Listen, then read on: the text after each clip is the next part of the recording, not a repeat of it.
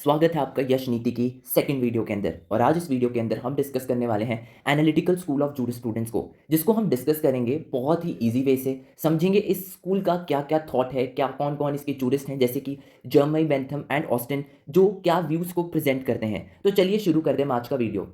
अब आप सबसे पहले इसके अंदर ये इमेजिन कीजिए कि हमें बहुत बारी इस तरह के सोसाइटी के अंदर या हमारे आसपास नोन टू में ऐसे लोग होते हैं। कुछ ऐसे लोग होते हैं जिनका फोकस होता है सिर्फ पास्ट के ऊपर, वो पास्ट को लेकर ज़्यादा कंसर्न्ड होते हैं। बट कुछ ऐसे होते हैं जिनका फोकस होता है फ्यूचर के ऊपर। और वहीं पर आपको कुछ ऐसे भी लोग मिलेंगे और जो बोलते भी हैं कि हमें हमेशा प्रेजेंट पर फोकस करना चाहिए।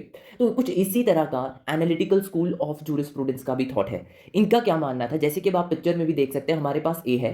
ए का फोकस हमेशा प्रेजेंट पर रहता है, उसको उससे कुछ मतलब नहीं है कि फ्यूचर में क्या होगा या पास्ट में क्या हुआ था। उसका फोकस सिर्फ इस पे है कि आज क्या हुआ है। यही चीज डील करती है हमारा एनालिटिकल स्कूल ऑफ जूरिस्प्रूडेंस से। Analytical school of jurisprudence deal करते हैं लॉ को जैसा वो एग्जिस्ट करता है आज की फॉर्म में, that is the present form.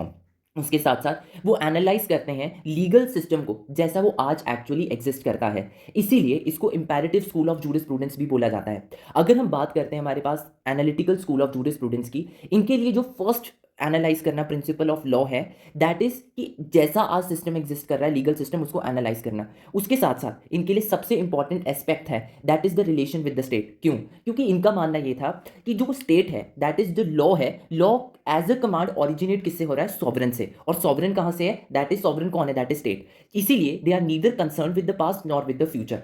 इसी में हमारे पास आते हैं जर्मनी बेंथम, जिन्होंने जूरिस्प्रूडेंस को दो पार्ट्स में डिवाइड किया, एक्सपोस्ट्रियल जूरिस्प्रूडेंस एंड सेंसोरियल जूरिस्प्रूडेंस में। उन्होंने एक तरह से आप कह सकते हैं कि दो अलग अलग टाइप्स के अंदर इसको डिवाइड किया जूरिस्प्रूडेंस को।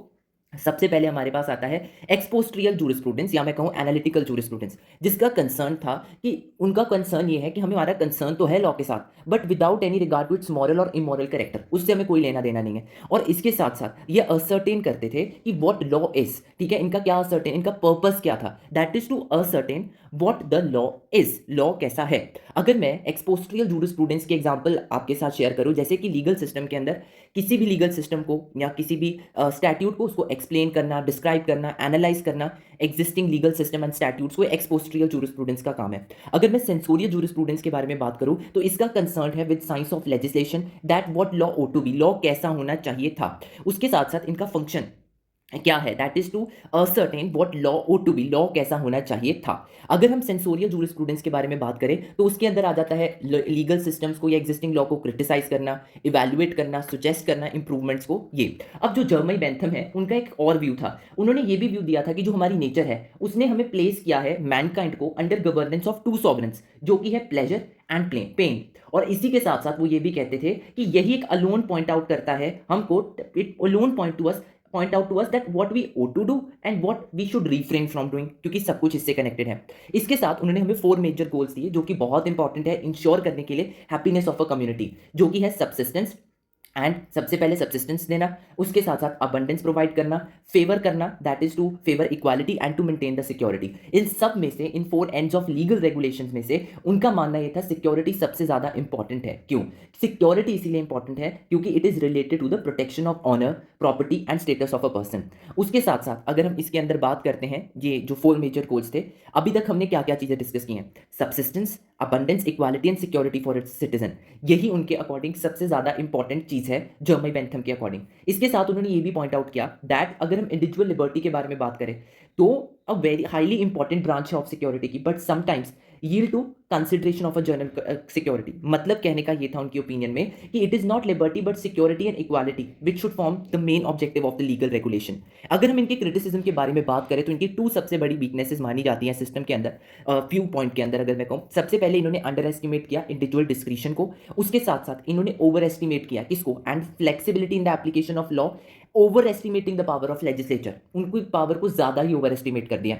उसके साथ साथ जो जूरिस्ट थे, उन्होंने इस पॉइंट पर भी क्रिटिसाइज किया कि जो ये थ्योरी है, ये फेल है ताकि बैलेंस कर सके इंडिविजुअल इंटरेस्ट को और कम्युनिटी के इंटरेस्ट को। अब हम पढ़ेंगे ऑस्टिन के बारे में। देखिए, जो ऑस्टिन है, उनको फादर ऑफ इंग्लिश जूरिस्प्रूडेंस भी कहा जाता है, जिन्होंने डिस्क्राइब किया पॉजिटिव लॉ को किस तरह से। चलिए देखते हैं कि the aggregate of rules set by a man as political superior to man as politically inferior subjects. अगर मैं आपके साथ ऑस्टिन के बारे में बात करता हूं, तो इनको बहुत ही रिमार्केबल व्यू पॉइंट दिया इन्होंने जूरिस्प्रूडेंस के अंदर, एनालिटिकल जूरिस्प्रूडेंस में। इन्होंने क्या कहा? इन्होंने ये 4 एट्रीब्यूट्स दिए हैं जो कि बहुत एसेंशियल है पॉजिटिव लॉ के लिए, जिसमें सबसे पहले हमारे पास आता है command, second sanction, duty and sovereignty. अगर हम ऑस्टिन के बारे में बात करते हैं तो ये एक ऐसे पहले थे जिन्होंने ट्रीट किया जूरिस्प्रूडेंस को as a science of law, जिसका कंसर्न किससे है, that is with the analysis of legal concepts, जैसे कि उनकी एक्सपोजिशन के बारे में बात करना, उनको एग्जामिन करना, एग्जामिनेशन के बारे में बात करना, उनका कंपैरिजन करना दैट इज साइंटिफिक मैनर में, to determine the scope and extent in a given political organized society. इनके according chief characteristics of positive law क्या थे? The first one is the command and second imposing a duty and sanction. इनका मानना ये था कि every law is a command, और उसके साथ साथ हमारे पास क्या आता है, जो लॉ कमांड है उसके साथ एक थ्रेट आता है with the threat of evil which is called sanction, जिसको हम पनिशमेंट भी बोल सकते हैं। और जो पार्टी जिसको कमांड किया जा रहा है उसको ये चीज़ को ओबे करना पड़ता है, इस सैंक्शन को, सॉरी इस ड्यूटी को, क्योंकि उसे पता है कि उसके ऊपर सैंक्शन इंपोज हो सकते हैं। अगर हम इनके क्रिटिसिज्म के बारे में बात करें तो दो इंपॉर्टेंट क्रिटिसिज्म जो मैं आपके साथ इस वीडियो के अंदर डिस्कस करना चाहता हूं, उसमें से पहला ये है दैट इज कस्टम्स को ओवरलुक किया गया है। जूरिस्ट का मानना ये था कि जो ऑस्टिन का व्यू है that law is a command of sovereign, ये किसी भी हिस्टोरिकल एवोल्यूशन ऑफ लॉ से सपोर्टेड नहीं है, क्योंकि इन्होंने कस्टम्स को तो देखा ही नहीं, क्योंकि कस्टम्स ने भी एक बहुत इंपॉर्टेंट रोल प्ले किया है इन रेगुलेटिंग द ह्यूमन कंडक्ट। उसके साथ साथ उनका ये भी जूरिस्ट का मानना है कि आज भी जो कस्टम है वो एक बहुत इंपॉर्टेंट सोर्स ऑफ लॉ बन चुके हैं even after coming into existence of a state. Second, इनका ये जो जूरिस्ट क्रिटिसाइज करते हैं वो ये है कि जो सैंक्शन है it is not only alone the means to induce obedience, जैसे कि हमने पहले भी डिस्कस किया कि इनके अकॉर्डिंग क्या थी, पनिशमेंट, सैंक्शन मतलब पनिशमेंट। इनका जूरिस्ट का मानना ये था, जो इनको क्रिटिसाइज करते हैं, कि बहुत सारे अदर रीजंस भी हो सकते हैं जिसकी वजह से जो पर्टिकुलर पर्सन है वो लॉ को फॉलो करते हैं, जैसे कि फियर हो गया, डेटरेंस हो गया, सिंपैथी हो गया, रीजन हो गया, ये सारे फैक्टर्स भी होते हैं जो कि इंड्यूस करते एक पर्सन को कि वो ओबे करे लॉ को। ठीक है, इसके साथ साथ उनका ये भी कहना था कि जो पावर है स्टेट की is the only last force to secure the obedience of the law. Critics का मानना ये था। तो इस वीडियो को मैं यहीं पर एंड करूंगा। आई होप ये वीडियो आपको पसंद आई हो। इस वीडियो के अंदर मैंने ट्राई किया है कि सबसे ज़्यादा कंसाइज फॉर्मेट के अंदर आपके साथ एनालिटिकल स्कूल ऑफ जूरिस्प्रूडेंस को शेयर कर सकूं, और इसके साथ साथ और भी स्कूल ऑफ थॉट्स को लेकर मैं आपके साथ वीडियो शेयर करता रहूंगा। ये वीडियो आपको कैसे लगी मुझे कॉमेंट सेक्शन में ज़रूर बताना, और अपने फ्रेंड्स के साथ भी शेयर करना। तो मिलते हैं हम अपनी नेक्स्ट वीडियो के अंदर।